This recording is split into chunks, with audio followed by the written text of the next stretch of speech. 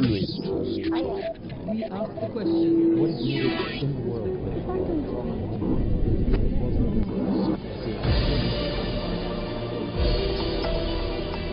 In the east of the Democratic Republic of Congo, an insurgency by the rebel M23 group of army mutineers threatens to plunge that part of the country into open conflict. The rebel leaders all used to fight with another armed group that had been folded into the army 3 years ago, and they say they mutinied to force the government to honour its agreement.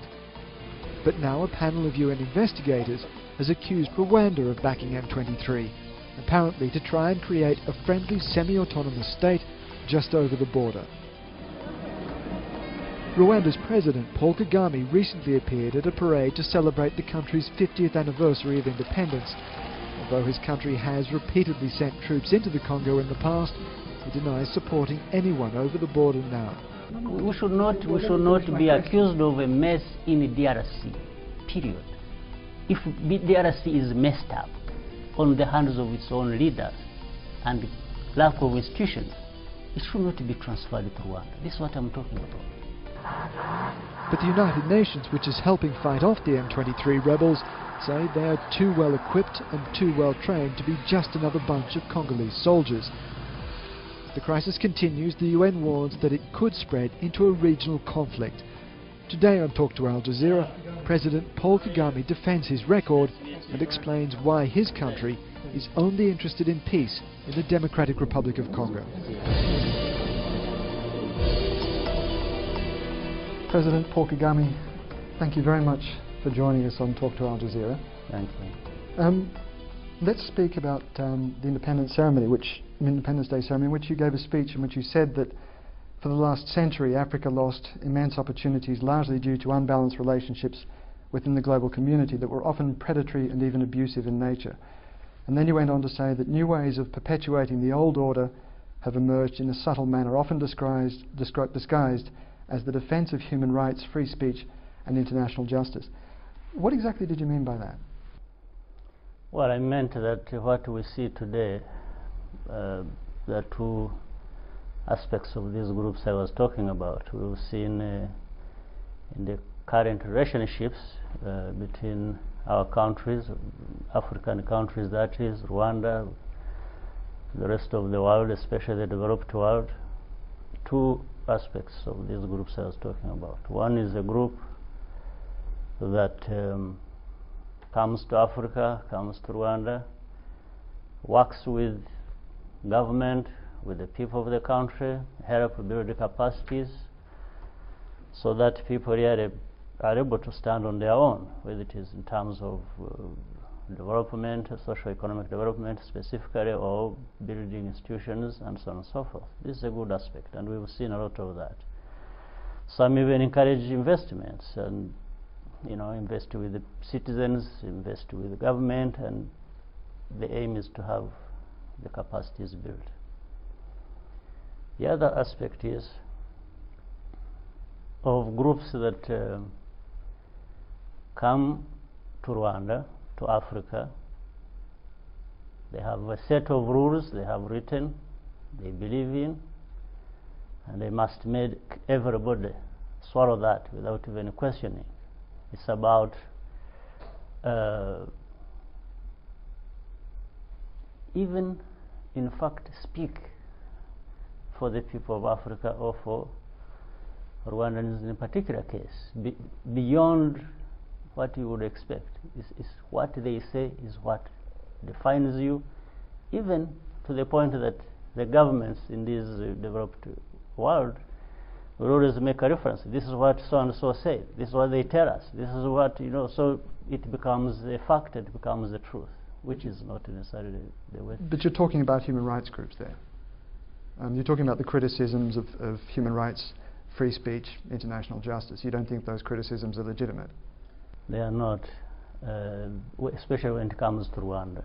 We've seen Why not? In the last 18 years, they have sung the same song about Rwanda. Well, it started actually for them as a failed state from '94. It has continued to be the same, and it's always a storyline that is being put the accusations, everything. It's just about that. But the idea of a human rights group is to act as a watchdog, particularly in a place where a country's own citizens don't feel capable, don't feel safe speaking out. And there are all sorts of examples in Rwanda of people who've been stifled, at least according to them. Yes, according to them. Again, it is a question of whether you want to believe their story or believe them, and don't want to believe Rwandans, the majority of them, and their leaders. It's really a question of making a choice of what you want to believe, even when the facts on the ground say different things. Mr. President, I want to ask you also about Congo. This is an issue that has been repeated, has been coming up particularly since we've seen the rebellion of a group known as M23 in eastern Congo, a group of former soldiers who were part of the Congolese army, the FARDC, but who were also, prior to that, a part of the CNDP, another rebel group that was closely connected to Rwanda, and that was fighting the remnants of the FDLR, the militias that were responsible for the genocide. There's been a group of experts report which has just been released that's accused Rwanda of being actively involved in that rebellion. You have said repeatedly that Rwanda isn't involved. Why? Well, first of all, let me make a correction right from the start. CNDP, or what we had after that, were not fighting FDLR for us. No. In fact, what we had in place was that Rwanda has been working with the DRC to actually fight FDLR. That's what we saw in the recent years. If you go around 2008, 2009, this has progressed very well. And in fact, we were comfortable with that arrangement, and we are moving on quite well. Even though some of these people that talk so much about human rights and other things were actually uncomfortable. They always did not like the fact that Rwanda and the DRC were working together. That's a big problem. But can I just let me answer the questions you raised. So, we are not involved in the situation in Congo, and I think, in fact, the most important thing is there is a need for people to start looking at the situation differently, because we have had this situation now for nearly 18 years. The rest of the world wants to be seen to be helping on resolving the problems in the Congo, or best in the Congo, that affect us. But they always have come out with the same approach, the same results, and they are not ready to change the same approach that they have applied for so long, that has had no good results, and expect a different outcome. So this is where we have a problem. And the moment they start looking at these problems as basically Congolese problems, and stop attributing problems in the Congo to people from outside, or to Rwanda in particular, maybe we may have a better outcome. But President Kagame, I just want to challenge you on this, because it's a bit difficult to believe. Go ahead. It's a bit difficult to believe that Rwanda isn't involved, because there are many thousands of Rwandan refugees still in Congo. That the CNDP, or that you had your own troops inside Rwanda for some years after the genocide. The CNDP includes many officers that served in the RPF, your own forces under you, who are now involved in this rebellion. There are many Rwandophone people living there, culturally, ethnically, linguistically, socially, geographically. That region is closer to Kigali than it is to Kinshasa. Well, I can see then where you are starting from, and where those who make those reports are starting from. They are exactly starting from what you said, and make a conclusion as if that is the fact of Rwanda's involvement. But let me again correct you. It's not those fighters of CNDP only that had association with Rwanda or Rwandan military. Even those in the government today were part of that, precisely, right from the top. There is not a single person in the DRC, in the government, that we did not have association with. So why select and say, no, these were the ones who were in the military, they were this. Secondly, I think don't forget one thing. It depends on where you want to start your analysis and in terms of historical perspective. Rwanda is not responsible for the present situation, nor is it responsible for the whole history that has Rwandophones in the DRC. It's as if you are saying for Rwandophones to be in DRC, it is actually Rwanda's problem, or it caused that problem. You even imply that in what you are saying, because how do we continue bearing this responsibility of Rwandophones in the DRC, or whatever they do wrong, or whatever they don't do, or how can it keep coming to us? I'm not suggesting that Rwanda is responsible. What I'm challenging you on is the idea that Rwanda is not involved. I mean, let's take someone like yes, Rwanda. But that doesn't explain how Rwanda is involved. That's why I'm bringing out the historical perspective of these issues you've raised. But in a way, Rwanda cannot not be involved. I mean, let's take the case of someone like Laurent Nkunda. So you are really making extrapolation, then I can see. It's different from having facts or evidence. It's just about saying, you know, you can't have Rwandophones there, and you are not there because you are concerned. No. This is what you are saying. You mentioned the specific details, or the lack of what you said was specific details of Rwanda's involvement in Congo. You see, there is no evidence, there are no facts, because it is not happening. Even what is being said in the report you talked about, by the way. Well, the monitoring group report says that they interviewed nearly over 80 deserters of FARDC, that's Congolese army mutinies, and Congolese armed groups, including from M23. They said they interviewed 31 Rwandan nationals who were involved with M23. They said the group has photographed weapons and military equipment found in arms caches on the battlefield. Have you seen those photographs? And obtained official documents. Have you seen documents. those photographs? Yes, I have. Those photographs? No, I think well, you are not being open. Well, the photographs are in the report. You're not being honest in fact. But President Kagame, the photographs are in the report. No. The report says... Maybe anyway, let me tell you this. Maybe I may be arguing a case that I don't understand. Let me tell you, this report that is talked about, again, you see, I don't doubt people's capacity and intellectual ability to grasp things, but I doubt their intention. This report that is talked about, it's only the story of the DRC government, it's the story of these so-called groups there. It's the story of these fictitious people who were grabbed from M23, we don't know, and so on. There is only one element that is very clear in showing how flawed this is. Do you know that nobody asked Rwanda?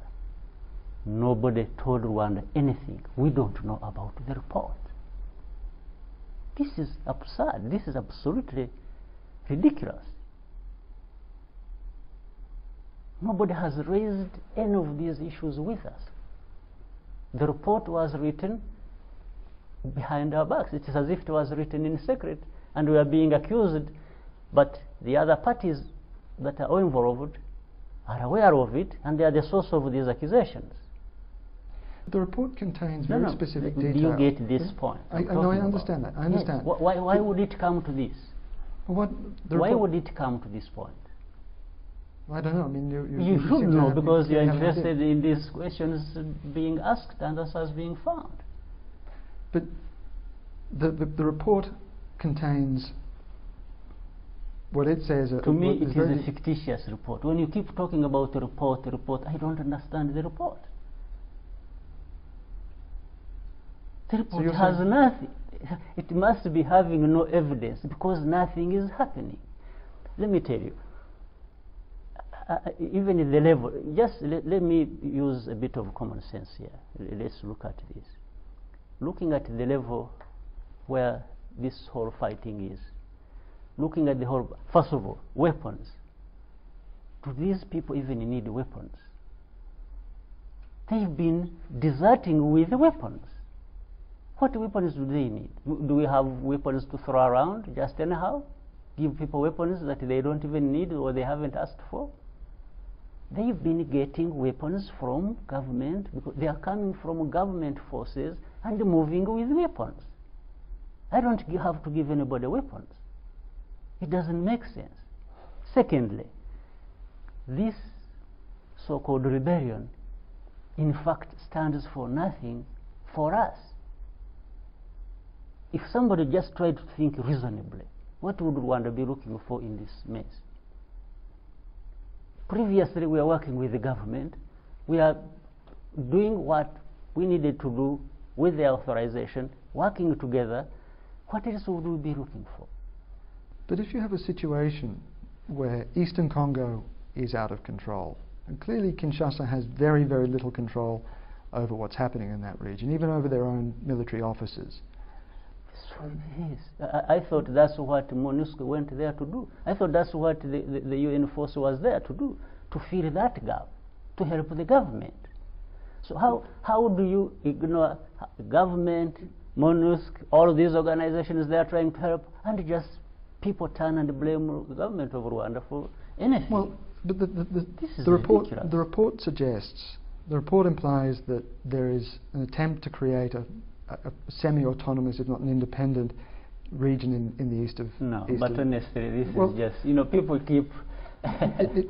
this is, and then what? Because they're quoting officers. They're quoting officers who are quoting. They are. You see, Minister. this is what we shouldn't maybe waste so much time on. They are. I don't know who these are. And But look, the same old story for the last 20 years. We're just President having Kagame, what you've said is that Rwanda has no interest in instability in Eastern Congo. Not at all. And that's Absolutely. very clear. Yes. And you also said that if the trying the same thing over again has failed to produce different results, then maybe it is time to try something different. Now, clearly, Kinshasa has very little control and has been apparently been losing control over the I should not east. be accused of that. This is what I'm saying. No, I'm not saying that you are. That's what we are accused of. No. We Just, should just not, well, let me finish my be question. accused of a mess in DRC. Period. If DRC is messed up on the hands of its own leaders and lack of institutions, it should not be transferred to Rwanda. This is what I'm talking about.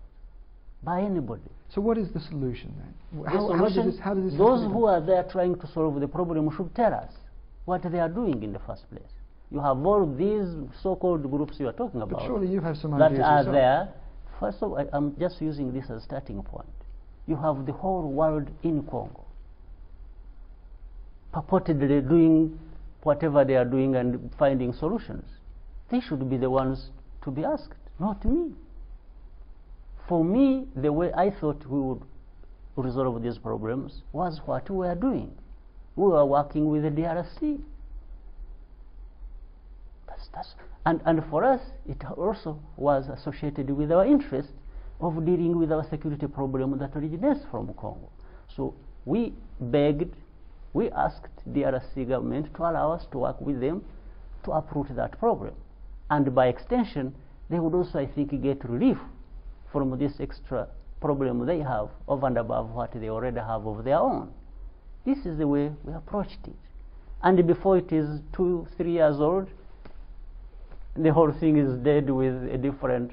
Now, I think somebody manufactured some stories. They say, "Oh, Rwanda, is trying to do this," and the whole thing flares up. But there is nothing we can point to and trace for a fact that has originated from Rwanda for this problem. Absolutely nothing. The same people there in DRC who have failed to deal with the issues they claim they went there to deal with are the ones making these accusations. Are they running away from their own failures? Rwanda has its own problems to deal with. We don't want to bear Congo's problems. We can only work with Congo to address issues that affect both of us. But we cannot address problems of Congo.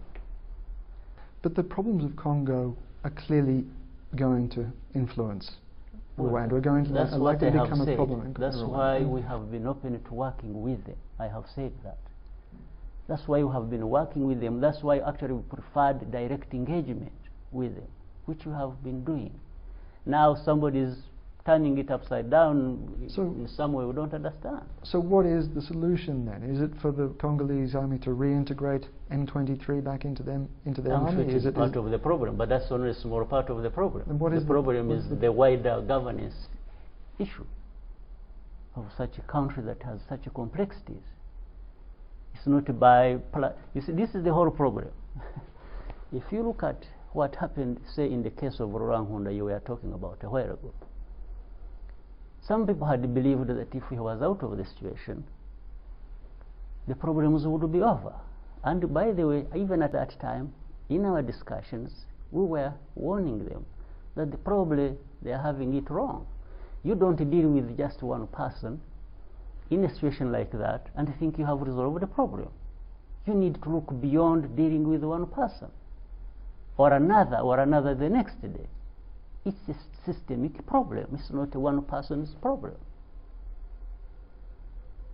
But we are there massaging this problem, applying these, things that don't really make sense, and thinking we can close our eyes and the next day we find a solution. And this is where we are finding a problem as Rwanda, that we are there to always be used as a pretext for every development of this nature that takes place there. Well, how worried are you that this conflict might escalate and draw Rwanda in then?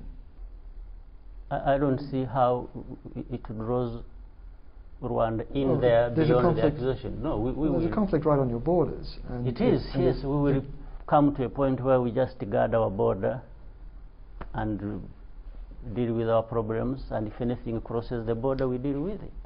And if Rwandophone communities, refugee communities in Rwanda... But Rwandophone communities, again, you see, this is the whole distortion of it. You are saying it as if Rwandophone communities are Rwanda's problems. Rwandophone communities are Congolese. This is the point of departure that messes up the whole understanding. But Rwanda had troops No, in are Congo to deal with... Rwandophone communities Congolese or not? They're This is my Congolese, question. but there are also many Rwandans. They should be treated as such, first of all. But the FDLR... But we have many Rwandophones living in other countries, and we haven't had problems with that. But you sent your own troops after FDLR. Yeah, but you are now mixing up these issues. Well, Yes, FDLR and Rwandophones are two different things. Rwandophones are Congolese. FDLR are Rwandese. So you keep mixing them up and bring the... If you want to bring the history, as it were, you are referring to the past so much, talk about 50, 60, 100 years now. If that's what you want to talk about. Don't conveniently keep going to some history and then that brings in Rwanda. No, Rwanda, if you will, went in long ago. How these people became Congolese. If you want to talk about that, let's talk about that. All I'm suggesting is that to say that Rwanda has no interest in it, No. Nobody said it has no interest in it, because that's why I told you we are working with Congo. We've been working with Congo to address problems that affect them, that also affect us. This is what I said. What I don't accept and agree with, I don't agree with that, and I don't agree with these accusations, is to say that, say, for a current problem of groups in Congo fighting, Rwanda is directly involved in that fighting, is helping one side in the fighting. No. This is what I'm saying. And if you look at now carefully, if you've been following up on this, which I think you are, there are more groups fighting in Congo than these